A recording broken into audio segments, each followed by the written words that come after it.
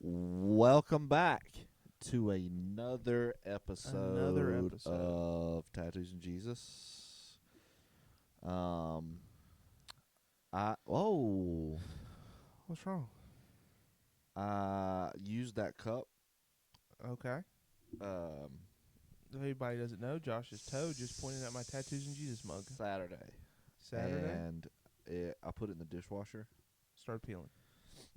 I'm missing half the cup now. Yeah, you're not supposed to dishwash it. It didn't say that though, does it? Where do you want it put? Where do you want him to do? You want him to stamp it on it like McDonald's It's supposed to be hot on the coffee? bottom, not dishwasher safe. Maybe it was on the box.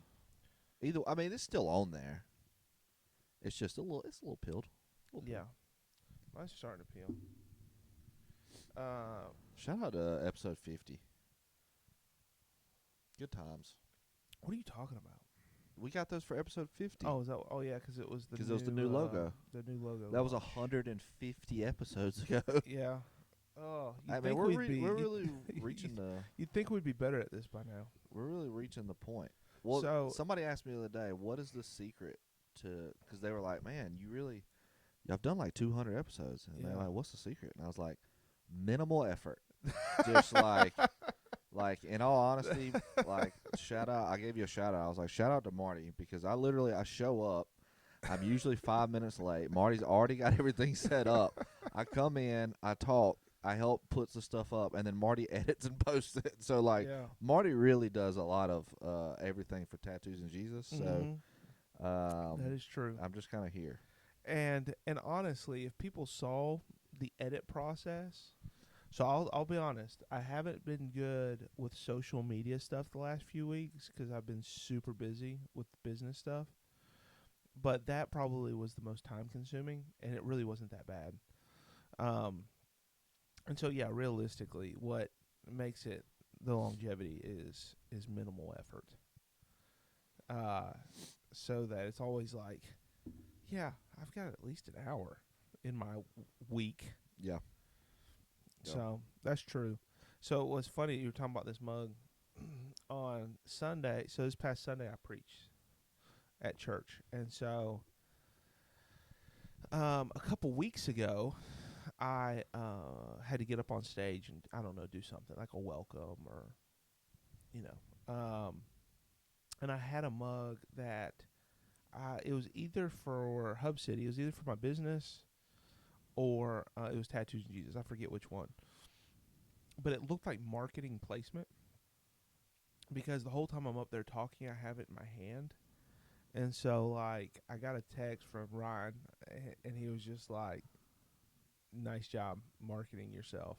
And it was a picture of me perfectly holding this mug, showing the logo. Shout out. So on Sunday, when I was getting up on stage, so like Sunday morning, I was making myself coffee, and I was like, Marty, don't use any of your personal brands. Like, I'm not trying to like Go subtly flex anything Hub City here. and Tattoos and Jesus. Right. And so I grabbed my Buc-ee's mug.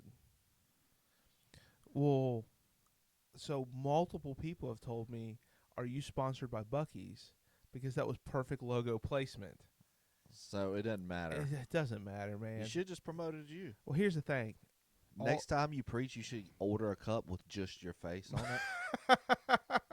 So that nobody can say anything. I'm going to get a mug with my pastor's face on it. Yeah, there you go. That would be hilarious. Yeah. Set that there. Yeah, branding. Yeah. No, so what I've already decided is I have a stainless steel Yeti tumbler mug that has nothing on it. That's my next move. Just a plain or just a red Jane. Solo cup. Yeah. Then they get people talking. So it was, but here's the thing. Like, I have this, I don't know if you do this.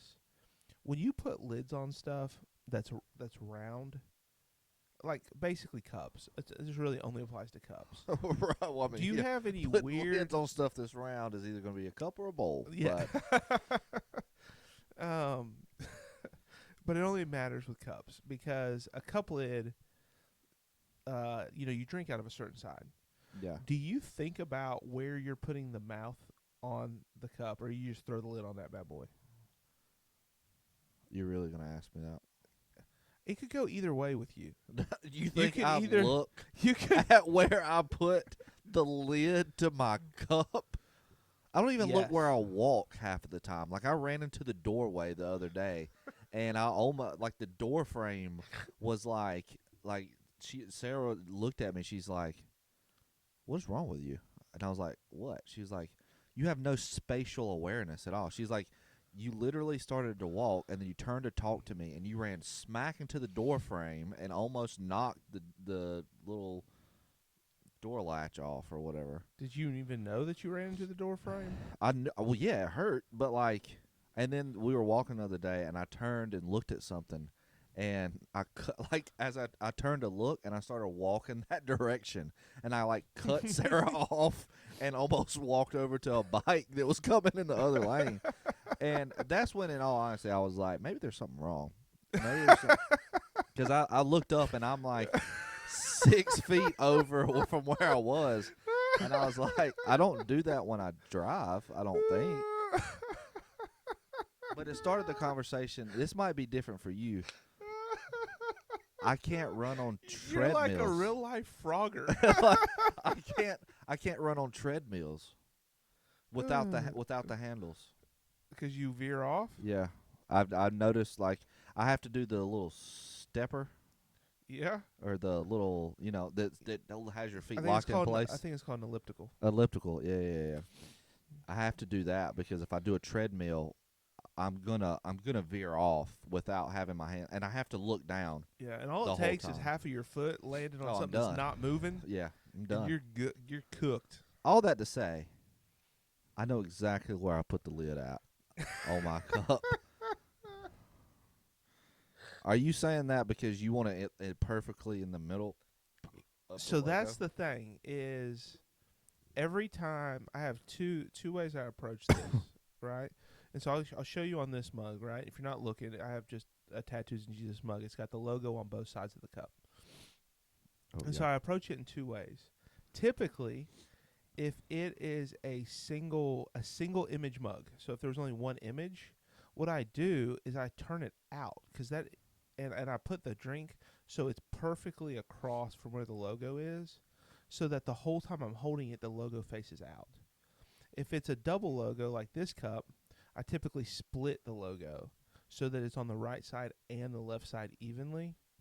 I could also do like the other way, but I will typically, like if I was to put a lid on this mug, I would put it right perfectly here so that it lines up with this gap. Yeah. So that I'm holding it and the logo is spatially pointing in left and right. And I do this every time. Like every Sunday morning, I make coffee or tea or hot cocoa, whatever, for my family. And so, because we typically take a drink to church. And it's the same. Okay, so I have the stainless steel Yeti. That one, I just throw the lid on. Don't even think about it. But Ashley has a stainless steel Yeti that has her initial on it. Has an A on it. So every single Sunday morning, I make her a drink and I put the lid on there so that the A is perfectly facing out from the where you drink out of it. And then on like the Buc-ee's mug, it only has one Buc-ee's image. And so I line it up so that it's always facing out. So here's the only exception to logo placement. Okay. Logo placement only works when you have something that doesn't have a seam. Seam placement usurps logo placement. So like if I go to 7-Eleven or to QT or you name it and get this is even true at Starbucks. You got a plastic cup today, but like on their paper cups, on a paper coffee cup, there's always a seam where it's glued together. And so I always try to put the seam on the other side so that my fingers are catching the seam while I'm drinking. And so at 7-Eleven, for example, so here's where it can get really, you're about to be like, Marty, you need medicine. So what's weird is like 7-Eleven, there's actually two cups. So there's the primary cup that holds the liquid, and it has a seam. Well, then there's a sleeve that has the 7-Eleven logo on it. It adds like a second layer, probably a heat barrier, that's glued on, like it's securely attached. It has a different seam, and they never line up. And so I've been known to look at the seam of the inside of the cup and line it up, and then all of a sudden the outside seam's in a weird spot. Yeah. Can't have that. Can't have it. Can't have it. And so I always run my hand around the cup to see where the seam is. I mean, it's not that hard. It's not that hard to find. Right. And will line up the lid to the exterior seam running down the cup. And I'm going to go ahead and bet that half of our listeners think I'm crazy, and the other half's like, I feel heard right now. There's no in between. I'm So mentally seams, exhausted from listening to how you seams are more important operate. than logos. And how you handle a single logo versus a double logo is different. If it was a pattern design, free for all. Does not matter. So, anyway. There's your glimpse into Marty's brain. Yeah, there's probably a term for you, but... Yeah, I think it's 3 letters. It starts with O. It's followed by a C. Wraps up with a D. Doctor? That's it. Like, I don't know. Maybe I should be more like that. I don't think you could be like that if you wanted to be. I really need to be, probably. Yeah. I really need to be. You know, the more I live life, the more I realize that maybe you're right. Maybe I do need medication. I feel strongly that you do. Yeah. Interesting. Tell me this. Why are you scared to try it? Because there's a lot of medicines that you have to give it like 30 days in your system. And so sometimes like you even have side effects and it doesn't feel great, but after a couple weeks you start to get the benefits. ADHD medicine is not one of them. It works if you use it, and it doesn't work if you don't. Yeah. Like, like it's like an 8-hour experiment. Yeah. And you'll know. There's it's not that I'm scared. I think I'd love it. I'm just not the type of person to go out of my way to do it. So, like, it takes a lot for me to schedule a doctor's appointment, number one. But there's a lot of different things that I need to check out before I get to 88. Like, So I'm when the the type, doctors, I'm the type that's like, I'm gonna bulk do things that I don't want to do. I do it with shopping. So the doctor's like, what is your number? Like, what is the symptom that you most see? And you're like, it's taken me 4 years to get here. Yeah, no joke. Like, it's one of those things where it's like, well, I've been holding off on this, and this. And so last time I went, I thought about asking about the ADHD medicine. But by the time I got through all the things I wanted to check in on, I was like, not a big deal right now.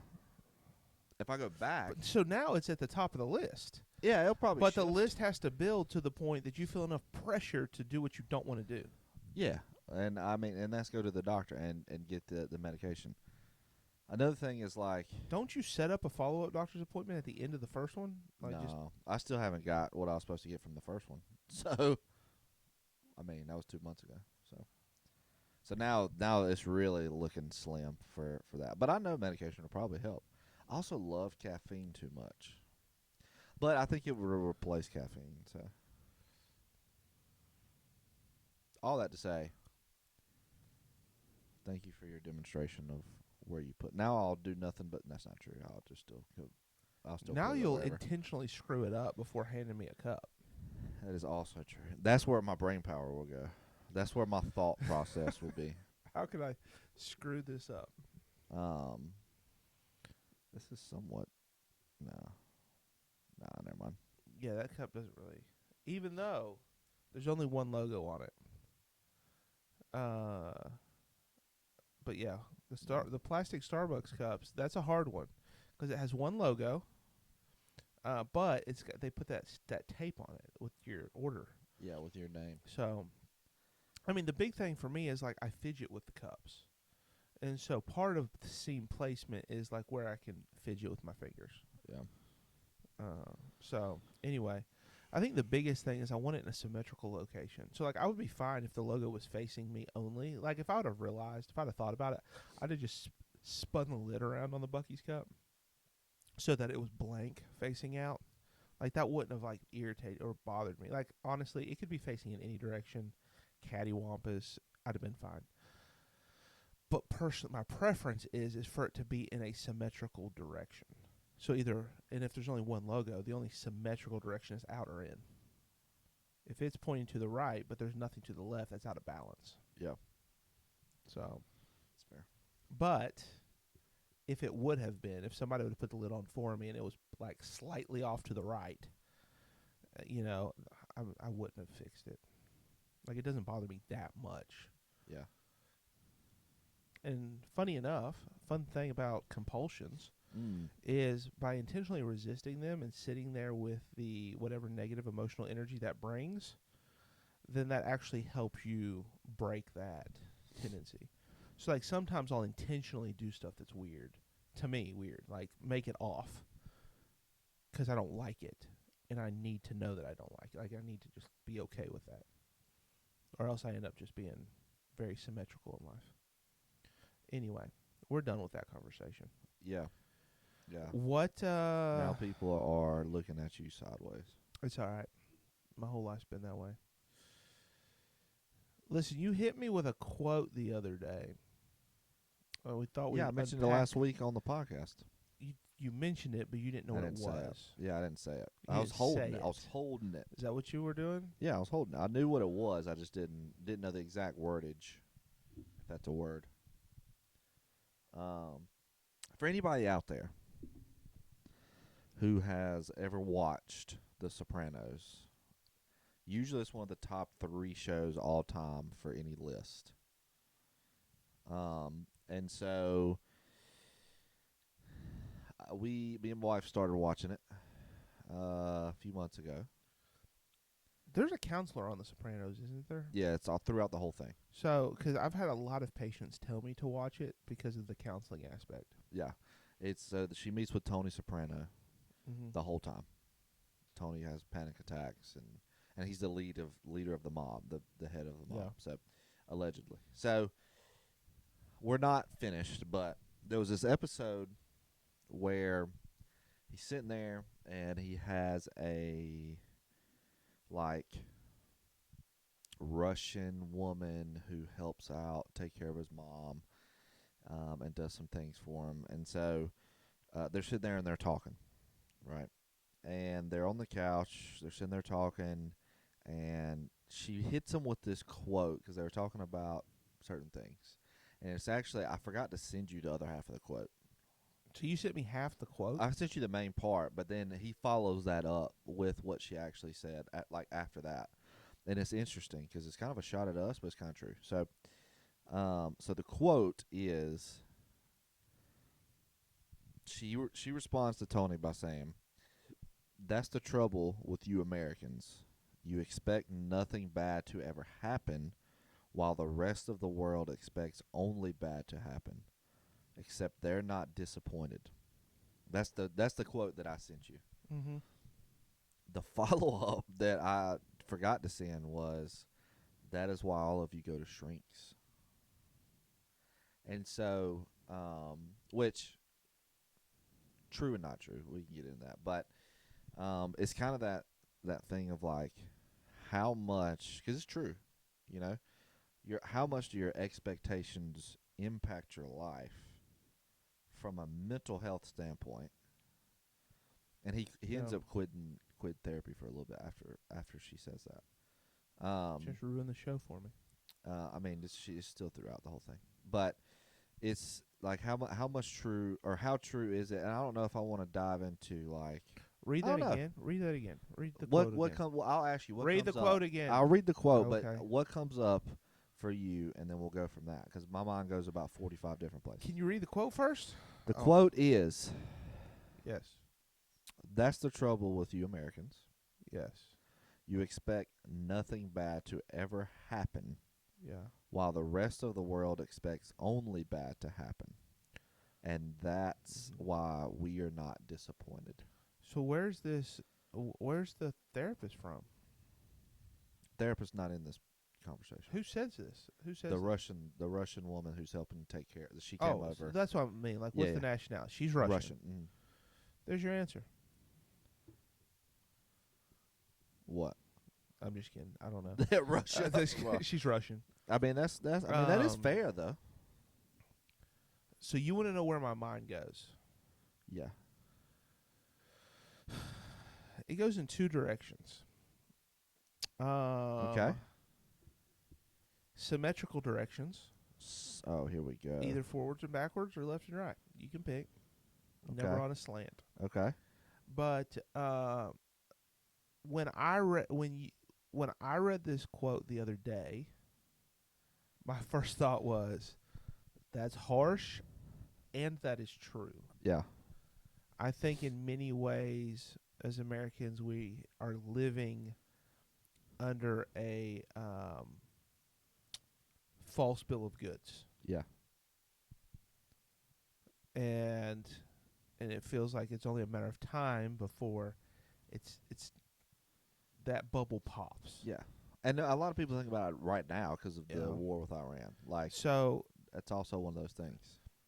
but as you read it just now, my brain went to yes, because life in Russia has never been good. Yeah. Like, as is true for a lot of countries, Right. right? That many of them have never known a life that was like the governmental or societal system was good. Yeah. And so don't hate on me because you more align with your struggle because you've never known how not to struggle. Mm-hmm.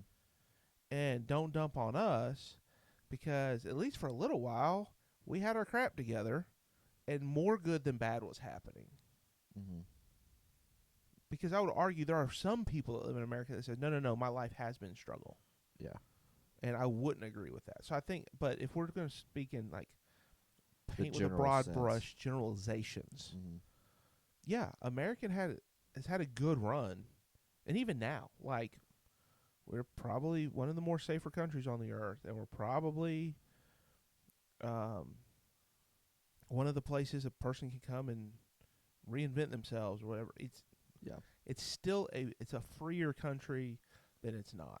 Yeah. Even if you argue it's not the same as it was 50 years ago. And so I'm like, so you're mad because we did something right, and then we recognize that and we feel safe. You're looking down on us.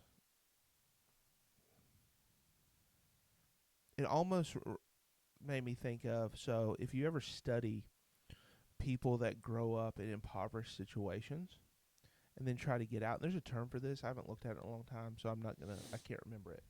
But like people that grow up in impoverished situations, you end up seeing when they have children, right? And children grow up in impoverished situations, you see one of two things happen. They either want better for themselves, and so they take advantage of whether it be sports or academics, and they try to get out. Yeah. More motivated. Or they become the world they live in. Yeah. You know, the other half, they turn into that same problem. Yeah. Whether it be drug dealing or criminal behavior or just lack of motivation, right? Victim mentality. Like, there's some different common themes that people talk about. Again, I'm painting with a broad brush. I'm not trying to criticize anyone, but there's some tendencies there. And a lot of times what you see, though, is that the people that are trying to better themselves and get out, the people that aren't give them a really hard time. Mm. Oh, you think you better than us now? You too good to come around. Yeah. Like, you know, I thought we were friends. I thought we were bros. We grew up together. And now you don't want to come around anymore. Like, they interpret that immediately through criticism and want to tear the person down. Like, I'm not trying to become better, so I just want you to come down and be worse. Yeah. And it feels a little bit like that to me. It's interesting. I haven't thought about that. No, I mean, I agree with you. I think it's a little both and, you know, a little both and where I think the expectations play a huge role. I mean, you even see it. Like, you can see it in, like, there's sometimes, and this is, I'm going to say this happen. Anyway, there's people that you listen to sometimes, Mm-hmm. and you think, it's really not that bad. Like, it's really not like what is your expectation to feel like? Oh, so here's the example. But this is we'll still say it. So I walked in last night, and Sarah's watching the America's Next Top Model Netflix documentary or whatever, and it was interesting because it plays along this theme of like people still suffer, but on the other side of it. So like they're talking, they were on the reality show, they went through a lot, which I mean they did, but they talked about like how after they got done, nobody would hire them because they were part of the reality show, blah blah blah. And at the end, they talk about like all these different successful things that's happened in a way to them because of the show. Mm-hmm. And on my end, I'm thinking, so you still benefited from the show. It might have been a struggle, it might have sucked, but you still benefited from the show. Like, but you watched them like really break down and went through a lot, but you're still on a reality. Like you still had it better than most, but that doesn't mean your suffering's not real or your pain's not real. My question in my mind was, does a shift in expectations for them eliminate the suffering? So like for them, if their hopes and their expectations is I'm going to become America's next top model. Just say, what if their shift was, we'll go as basic as like, as long as I have food, water, and shelter, I'm happy. And then all of everything else is that, like, would the suffering still be there? So, well, you bring up a good of, point. My This thought. is one of my criticisms. We're just going down rabbit holes. One of my criticisms of a lot of missionary activity, short-term mission trips. Let me clarify that, not missionaries. Some of my criticism of short-term mission trips is a lot of people call it the white savior mentality or the American savior mentality, where we're going to fly in, lavish these people who we think have this horrible, awful, deprived life, and we're going to... Yeah. And it doesn't work. It's not edifying to anybody. But you go to these third world countries, and you're coming from a first world country. And so you perceive their suffering as if it was your suffering if you were placed in those conditions. Right. And the reality is they know no other conditions. Right. Most of them have food, water, shelter. Right. If they don't, then those are my favorite mission trips. When how can we provide basic needs to people? Yeah. I think that is valuable, right? That is life-saving. But what we normally see is these people have food, water, shelter, but it's so below us that we perceive their life to be miserable. And they know they have zero other frame of reference. And so we are just putting our perspective on priorities and on them. And then what we do is we give them a bunch of stuff to try to give them a taste of that. And that's not healthy for anybody. Yeah. Like if you remember, do you remember before cell phones came out? Yeah, a little bit. So, I remember my childhood, cell phones didn't exist. Right.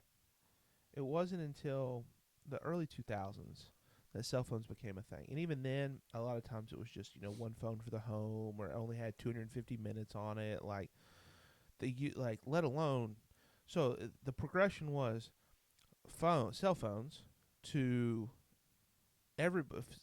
cell phones became affordable or whatever. Like, family members started to have cell phones, to then text messaging, then unlimited text messaging, to smartphones. Yeah. And since smartphones have come out, it's been more or less the same. That it's just been that, like, different levels of streaming, different speeds, but the same. If we went to a world that didn't have phones, we'd be like, this is insane. I grew up in a world that didn't have phones. Yeah. And it was fine. Yeah. Because that concept didn't exist in my head. Right. Right? No different than, they've been doing all this stuff with the Epstein files, and it's very politically motivated on both sides, and you don't know what the truth is, and we're never going to know what the truth is.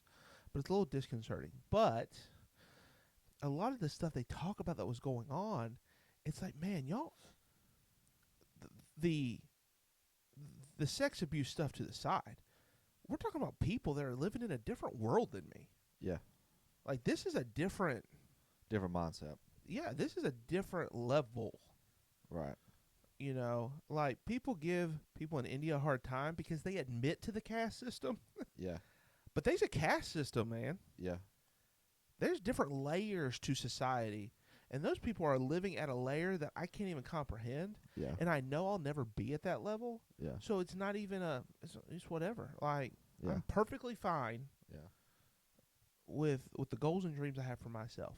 But I guarantee you, if you took somebody from that echelon and plugged them into my life, they would immediately feel bound up and miserable. Yeah.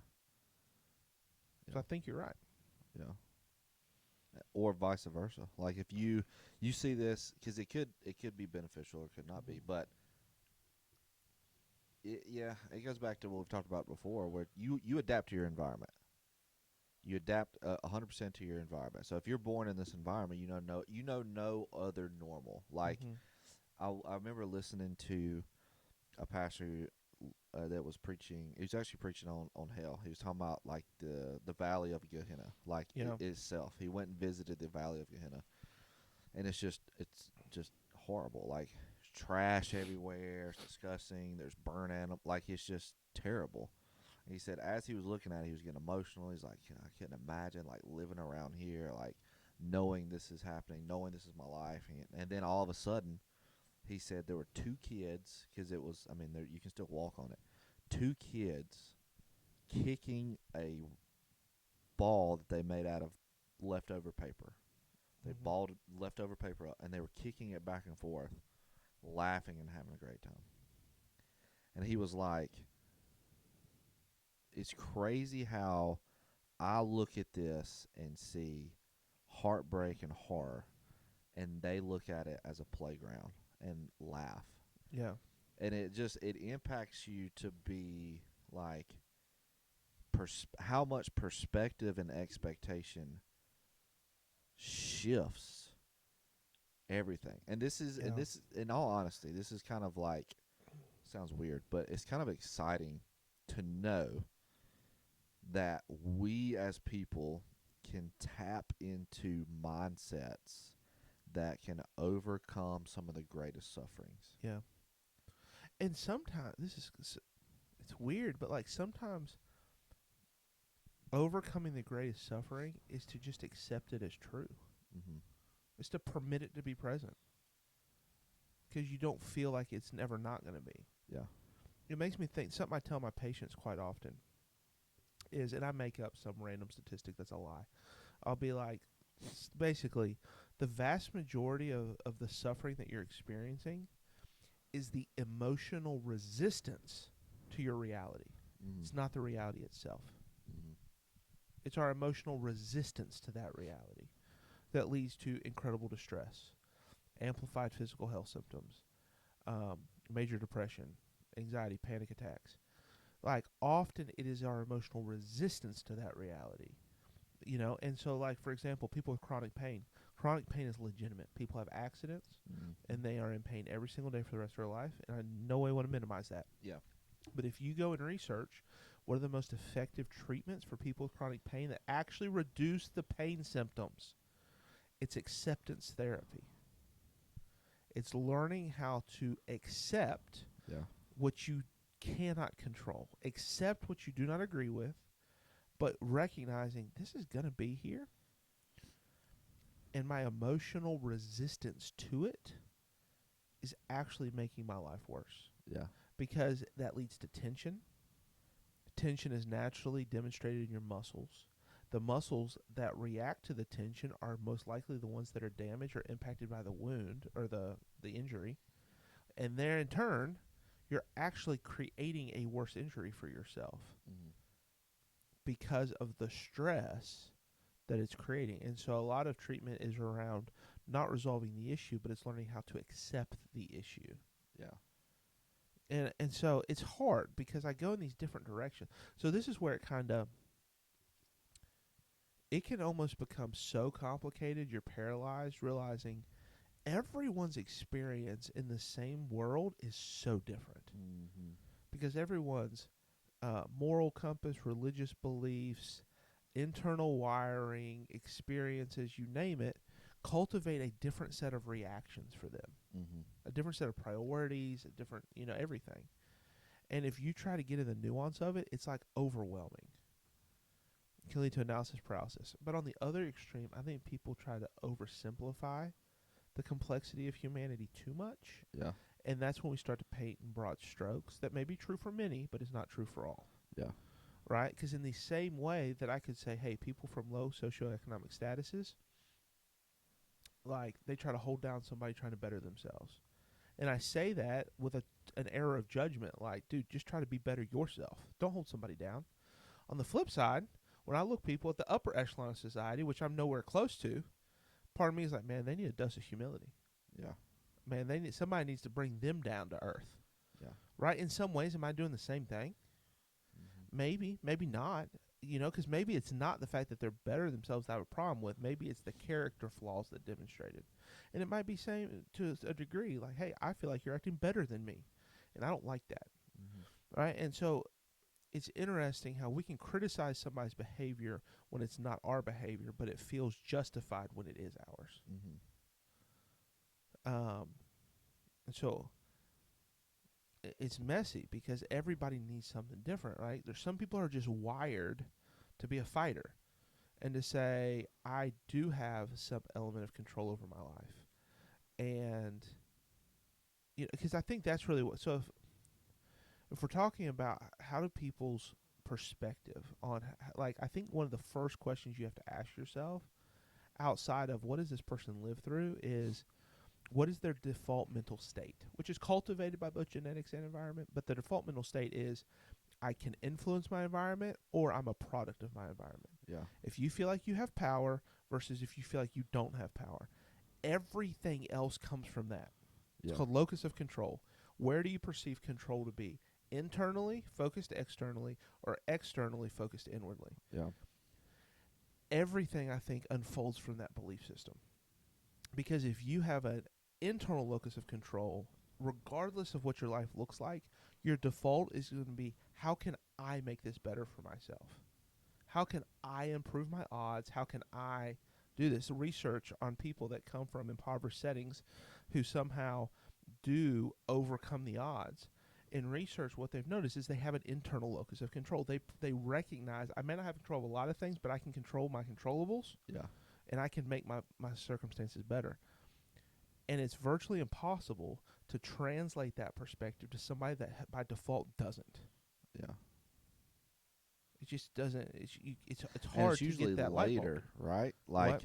I said, it's usually later, just from the developmental aspect. Like a lot of it's dependent on your environment, Yeah. and then later on in life you kind of get that. But some people Yeah. never make that switch. It's No. all And so, external. right. And so, and like to full circle this thing, like people with an external locus of control, which thinks their environment dictates them more than they can dictate their environment, then they tend to, like, their decisions tend to mimic, how do I just manage this life, or how do I just deal with the suffering of this life? I can't fix it. I can't change it. I can't.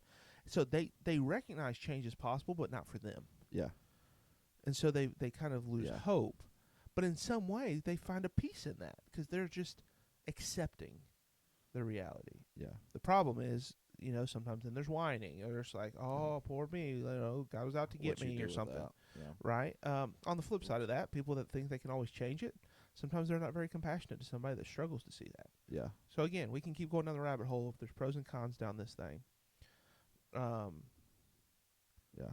Or you can redefine it. Like, I know we're running out of time. I'm not going to dive into this, but like something that I've been kind of studying a little bit, and I want to do a podcast on it. I'm just not educated enough yet. But like Adler says, trauma doesn't exist, which is going to be a kind of a rocking statement to most people who know anything about trauma. Yeah.